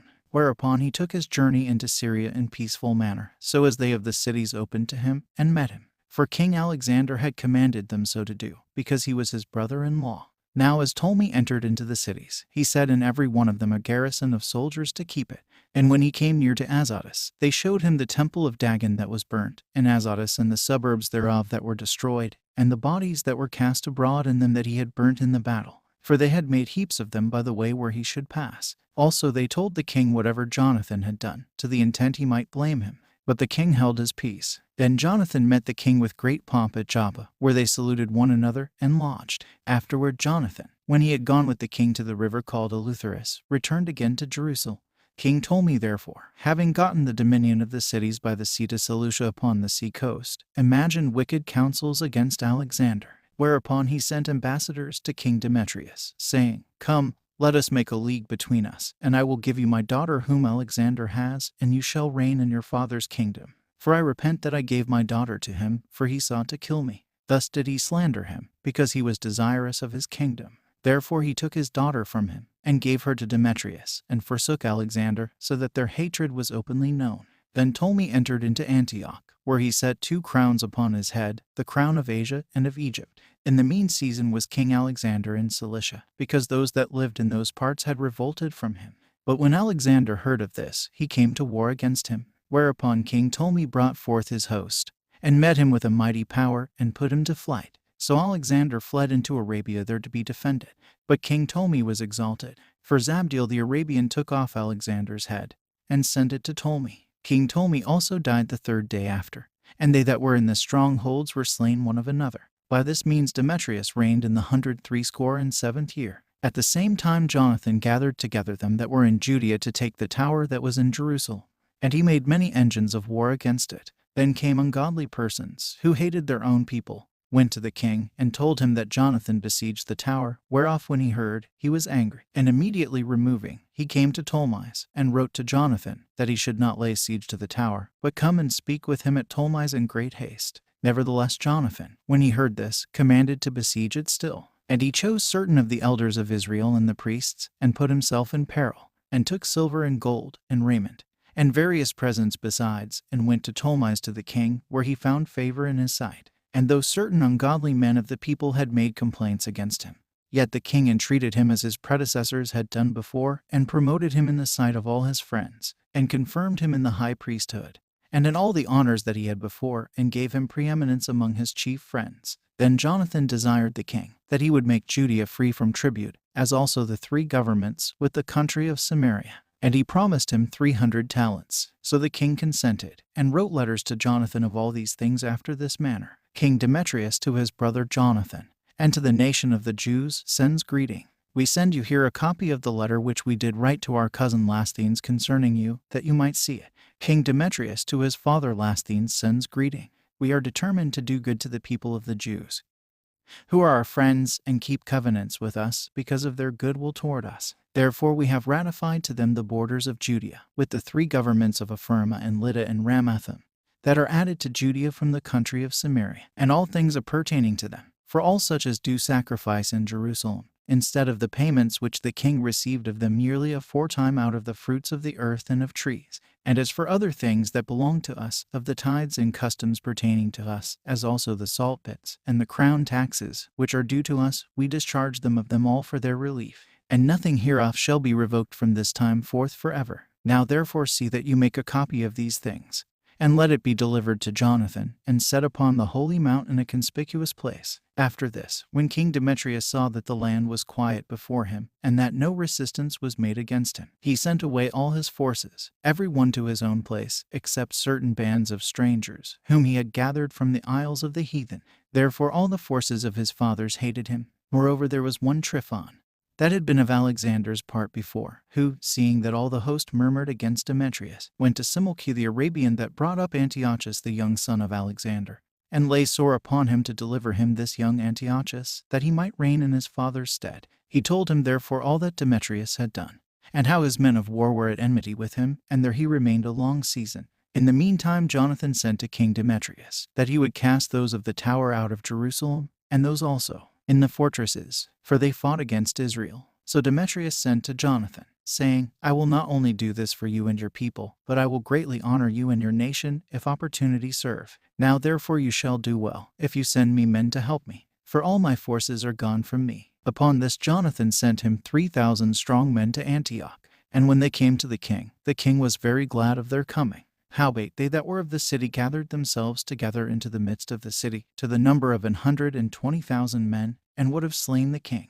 Therefore the king fled into the court, but they of the city kept the passages of the city, and began to fight. Then the king called to the Jews for help, who came to him all at once, and dispersing themselves through the city killed that day in the city the number of 100,000. Also they set fire on the city, and got many spoils that day, and delivered the king. So when they of the city saw that the Jews had got the city as they would, their courage was abated. Therefore they made supplication to the king, and cried, saying, Grant us peace, and let the Jews cease from assaulting us in the city. With that they cast away their weapons, and made peace. And the Jews were honored in the sight of the king, and in the sight of all that were in his realm. And they returned to Jerusalem, having great spoils. So King Demetrius sat on the throne of his kingdom, and the land was quiet before him. Nevertheless he dissembled in all that ever he spoke, and estranged himself from Jonathan. Neither rewarded he him according to the benefits which he had received of him, but troubled him very sore. After this returned Tryphon, and with him the young child Antiochus, who reigned, and was crowned.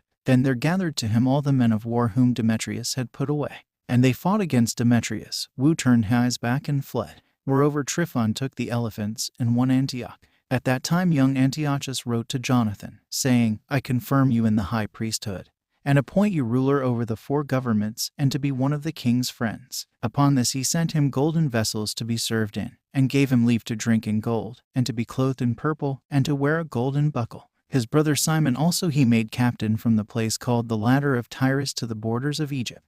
Then Jonathan went forth, and passed through the cities beyond the water, and all the forces of Syria gathered themselves to him for to help him. And when he came to Ascalon, they of the city met him honorably, from whence he went to Gaza, but they of Gaza shut him out. Therefore he laid siege to it, and burned the suburbs thereof with fire, and spoiled them. Afterward, when they of Gaza made supplication to Jonathan, he made peace with them, and took the sons of their chief men for hostages, and sent them to Jerusalem, and passed through the country to Damascus. Now when Jonathan heard that Demetrius' princes were come to Cades, which is in Galilee, with a great power, purposing to remove him out of the country, he went to meet them, and left Simon his brother in the country. Then Simon encamped against Bethsura, and fought against it a long season, and shut it up. But they desired to have peace with him, which he granted them, and then put them out from thence, and took the city, and set a garrison in it.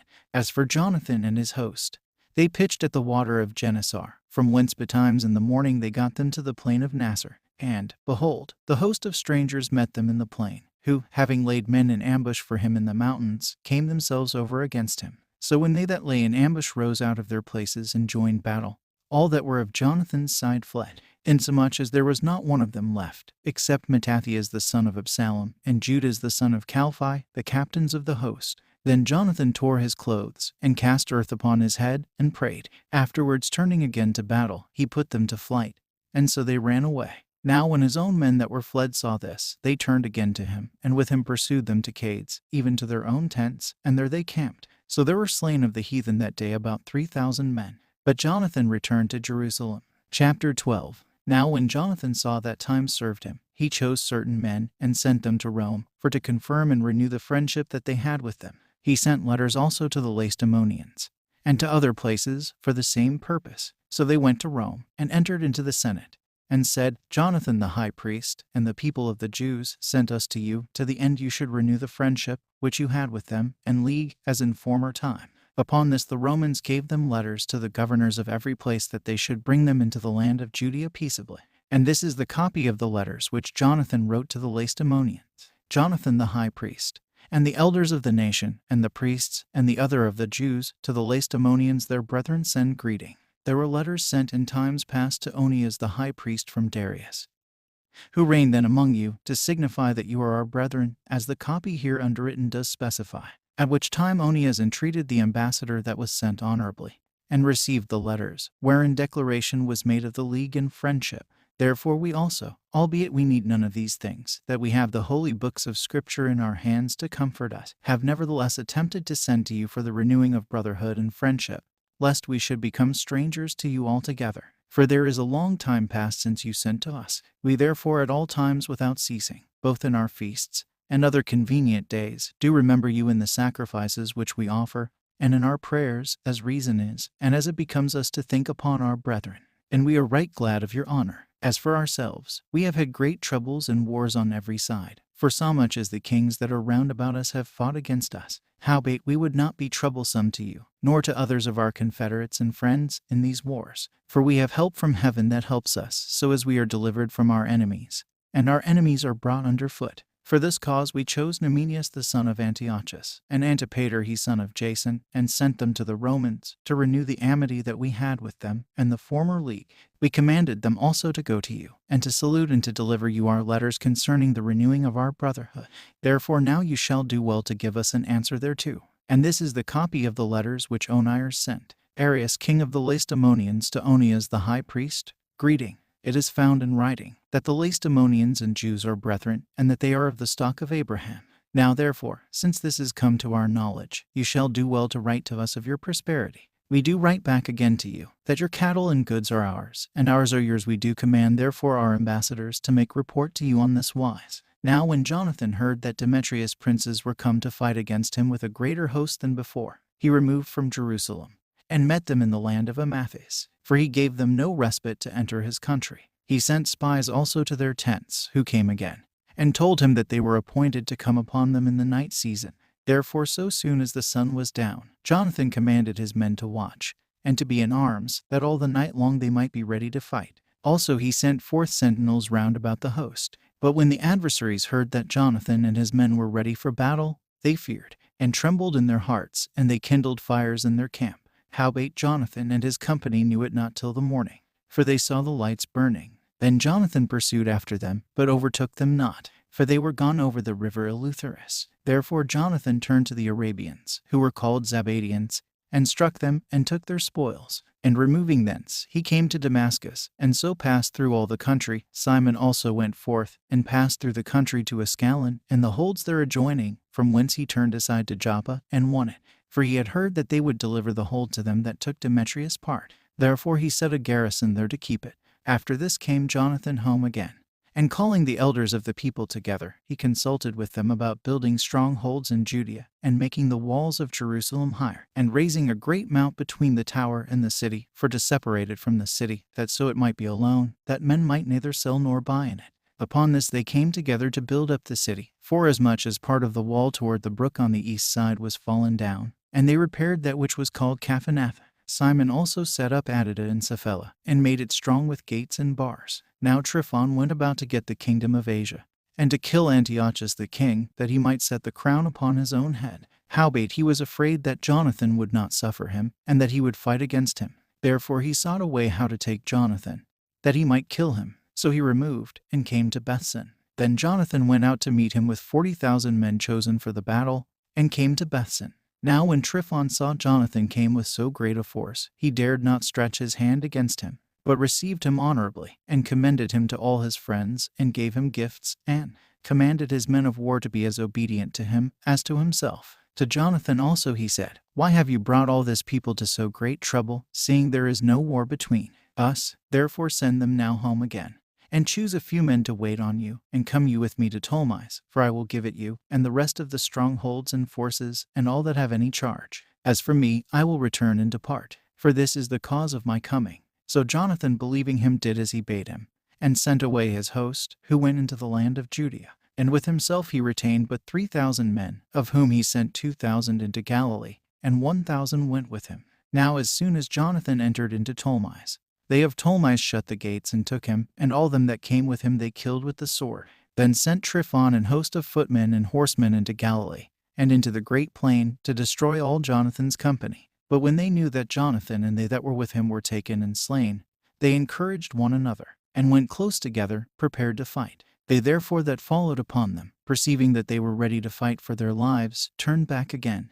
Whereupon they all came into the land of Judea peaceably. And there they bewailed Jonathan, and them that were with him, and they were sore afraid. Therefore all Israel made great lamentation. Then all the heathen that were round about then sought to destroy them. For said they have no captain, nor any to help them. Now therefore let us make war upon them, and take away their memorial from among men. Chapter 13. Now when Simon heard that Tryphon had gathered together a great host to invade the land of Judea, and destroy it, and saw that the people was in great trembling and fear, he went up to Jerusalem, and gathered the people together, and gave them exhortation, saying, Ye yourselves know what great things I, and my brethren, and my father's house, have done for the laws in the sanctuary, the battles also and troubles which we have seen, by reason whereof all my brethren are slain for Israel's sake, and I am left alone. Now therefore be it far from me, that I should spare my own life in any time of trouble, for I am no better than my brethren. Doubtless I will avenge my nation, and the sanctuary, and our wives, and our children.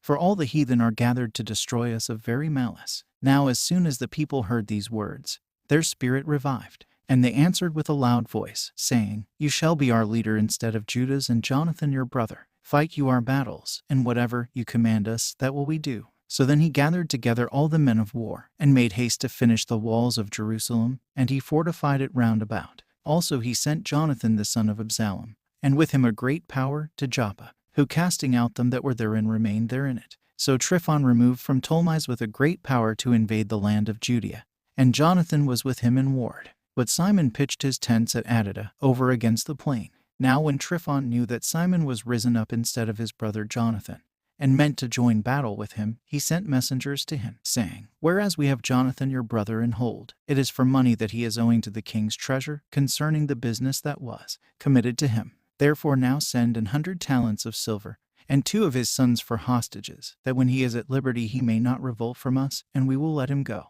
Hereupon Simon, albeit he perceived that they spoke deceitfully to him, yet sent he the money and the children, lest perhaps he should procure to himself great hatred of the people, who might have said, "Because I sent him not the money and the children, therefore is Jonathan dead." So he sent them the children and the 100 talents. Howbeit Tryphon dissembled, neither would he let Jonathan go. And after this came Tryphon to invade the land, and destroy it, going round about by the way that leads to Adora. But Simon and his host marched against him in every place, wherever he went. Now they that were in the tower sent messengers to Tryphon, to the end that he should hasten his coming to them by the wilderness, and send them food. Therefore Tryphon made ready all his horsemen to come that night. But there fell a very great snow, by reason whereof he came not. So he departed, and came into the country of Galaad. And when he came near to Bascama, he killed Jonathan, who was buried there. Afterward Tryphon returned and went into his own land. Then sent Simon, and took the bones of Jonathan his brother, and buried them in Modin, the city of his fathers. And all Israel made great lamentation for him, and bewailed him many days. Simon also built a monument upon the sepulchre of his father and his brethren, and raised it aloft to the sight, with hewn stone behind and before. Moreover he set up 7 pyramids, one against another, for his father and his mother and his 4 brethren. And in these he made cunning devices, about the which he set great pillars, and upon the pillars he made all their armor for a perpetual memory, and by the armor ships carved, that they might be seen of all that sail on the sea. This is the sepulchre which he made at Modin, and it stands yet to this day. Now Tryphon dealt deceitfully with the young king Antiochus, and killed him, and he reigned in his stead, and crowned himself king of Asia, and brought a great calamity upon the land. Then Simon built up the strongholds in Judea, and fenced them about with high towers, and great walls, and gates, and bars, and laid up food therein. Moreover Simon chose men, and sent to King Demetrius, to the end he should give the land an immunity, because all that Tryphon did was to spoil. To whom King Demetrius answered and wrote after this manner: King Demetrius to Simon the high priest,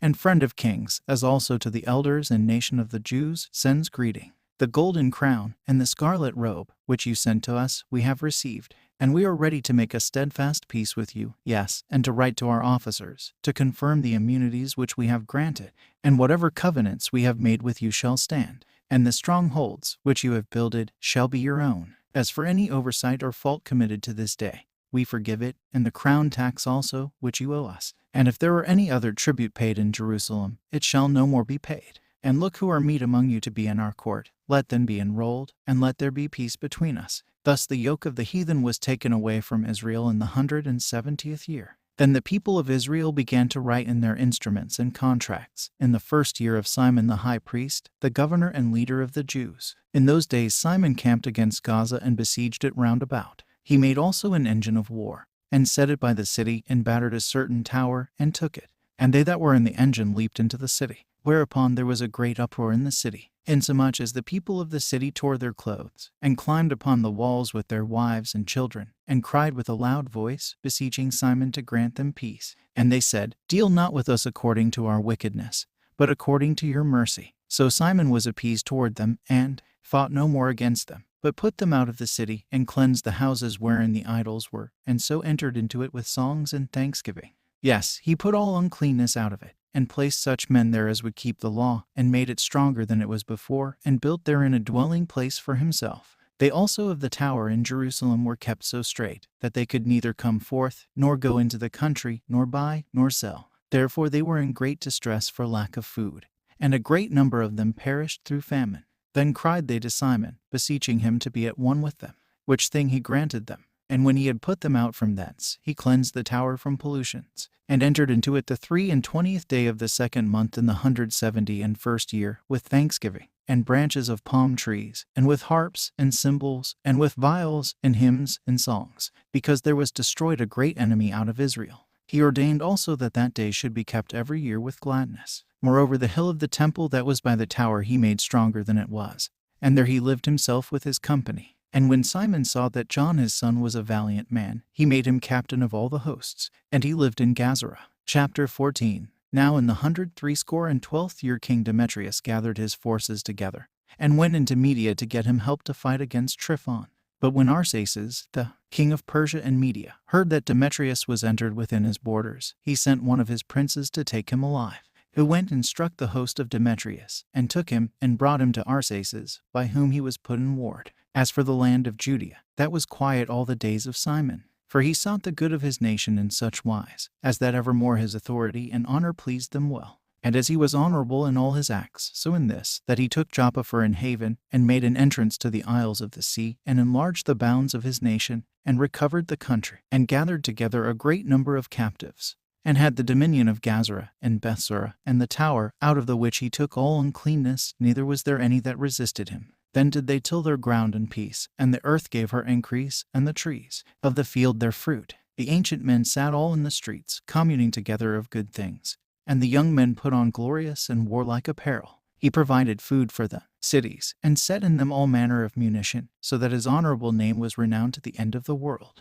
He made peace in the land, and Israel rejoiced with great joy. For every man sat under his vine and his fig tree, and there was none to fray them, neither was there any left in the land to fight against them. Yes, the kings themselves were overthrown in those days. Moreover, he strengthened all those of his people that were brought low. The law he searched out, and every contemner of the law and wicked person he took away. He beautified the sanctuary, and multiplied vessels of the temple. Now when it was heard at Rome, and as far as Sparta, that Jonathan was dead, they were very sorry. But as soon as they heard that his brother Simon was made high priest in his stead, and ruled the country, and the cities therein, they wrote to him in tables of brass, to renew the friendship and league which they had made with Judas and Jonathan his brethren, which writings were read before the congregation at Jerusalem.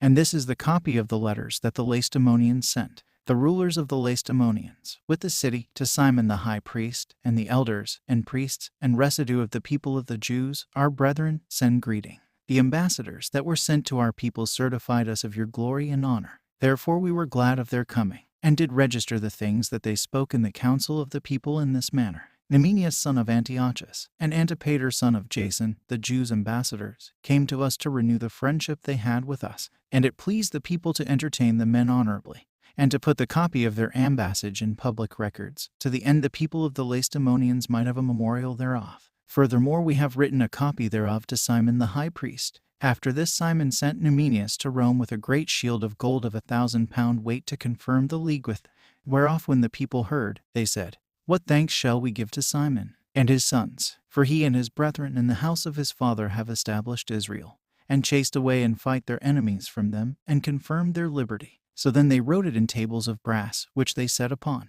pillars in Mount Sion. And this is the copy of the writing. The 18th day of the month Elul, in the 112th year, being the 3rd year of Simon the high priest, at Saramel in the great congregation of the priests, and people, and rulers of the nation, and elders of the country, were these things notified to us. Forasmuch as oftentimes there have been wars in the country, wherein for the maintenance of their sanctuary, and the law, Simon the son of Mattathias, of the posterity of Jarib, together with his brethren, put themselves in jeopardy, and resisting the enemies of their nation did their nation great honor. For after that Jonathan, having gathered his nation together, and been their high priest, was added to his people, their enemies prepared to invade their country, that they might destroy it, and lay hands on the sanctuary. At which time Simon rose up, and fought for his nation, and spent much of his own substance, and armed the valiant men of his nation, and gave them wages, and fortified the cities of Judea, together with Bethsura, that lies upon the borders of Judea, where the armor of the enemies had been before. But he set a garrison of Jews there. Moreover, he fortified Joppa, which lies upon the sea, and Gazara, that borders upon Azotus, where the enemies had lived before. But he placed Jews there, and furnished them with all things convenient for the reparation thereof. The people therefore sang the acts of Simon, and to what glory he thought to bring his nation, made him their governor and chief priest, because he had done all these things, and for the justice and faith which he kept to his nation, and for that he sought by all means to exalt his people. For in his time things prospered in his hands, so that the heathen were taken out of their country, and they also that were in the city of David and Jerusalem, who had made themselves a tower, out of which they issued, and polluted all about the sanctuary, and did much hurt in the holy place. But he placed Jews therein, and fortified it for the safety of the country, and the city, and raised up the walls of Jerusalem. King Demetrius also confirmed him in the high priesthood according to those things, and made him one of his friends, and honored him with great honor. For he had heard say that the Romans had called the Jews their friends and confederates and brethren. and that they had entertained the ambassadors of Simon honorably. Also that the Jews and priests were well pleased that Simon should be their governor and high priest forever, until there should arise a faithful prophet. Moreover, that he should be their captain, and should take charge of the sanctuary, to set them over their works, and over the country, and over the armor, and over the fortresses, that, I say, he should take charge of the sanctuary. Beside this, that he should be obeyed of every man, and that all the writings in the country should be made in his name, and that he should be clothed in purple, and wear gold. Also that it should be lawful for none of the people or priests to break any of these things, or to gainsay his words, or to gather an assembly in the country without him, or to be clothed in purple, or wear a buckle of gold. And whoever should do otherwise, or break any of these things, he should be punished. Thus it liked all the people to deal with Simon, and to do as has been said. Then Simon accepted hereof, and was well pleased to be high priest, and captain and governor of the Jews and priests, and to defend them all. So they commanded that this writing should be put in tables of brass, and that they should be set up within the compass of the sanctuary in a conspicuous place. Also that the copies thereof should be laid up in the treasury, to the end that Simon and his sons might have them. Chapter 15. Moreover, Antiochus son of Demetrius the king sent letters from the isles of the sea to Simon the priest and prince of the Jews, and to all the people, the contents whereof were these: King Antiochus to Simon the high priest and prince of his nation, and to the people of the Jews, greeting. Forasmuch as certain pestilent men have usurped the kingdom of our fathers, and my purpose is to challenge it again, that I may restore it to the old estate, and to that end have gathered a multitude of foreign soldiers together, and prepared ships of war. My meaning also being to go through the country, that I may be avenged of them that have destroyed it, and made many cities in the kingdom desolate. Now therefore I confirm to you all the oblations which the kings before me granted you, and whatever gifts besides they granted. I give you leave also to coin money for your country with your own stamp. And as concerning Jerusalem and the sanctuary, let them be free, and all the armor that you have made, and fortresses that you have built, and keep in your hands, let them remain to you. And if anything be, or shall be, owing to the king, let it be forgiven you from this time forth forevermore. Furthermore, when we have obtained our kingdom, we will honor you and your nation and your temple with great honor, so that your honor shall be known throughout the world. In the 114th year went Antiochus into the land of his fathers, at which time all the forces came together to him, so that few were left with Tryphon. Therefore, being pursued by King Antiochus, he fled to Dora, which lies by the seaside. For he saw that troubles came upon him all at once, and that his forces had forsaken him. Then camped Antiochus against Dora, having with him 120,000 men of war, and 8,000 horsemen. And when he had compassed the city round about, and joined ships close to the town on the seaside, he vexed the city by land and by sea, neither suffered he any to go out or in. In the mean season came Numenius and his company from Rome, having letters to the kings and countries, wherein were written these things. Lucius, consul of the Romans to King Ptolemy, greeting. The Jews' ambassadors, our friends and confederates, came to us to renew the old friendship and league, being sent from Simon the high priest, and from the people of the Jews. And they brought a shield of gold of 1,000 pounds. We thought it good therefore to write to the kings and countries, that they should do them no harm, nor fight against them, their cities or countries, nor yet aid their enemies against them. It seemed also good to us to receive the shield of them.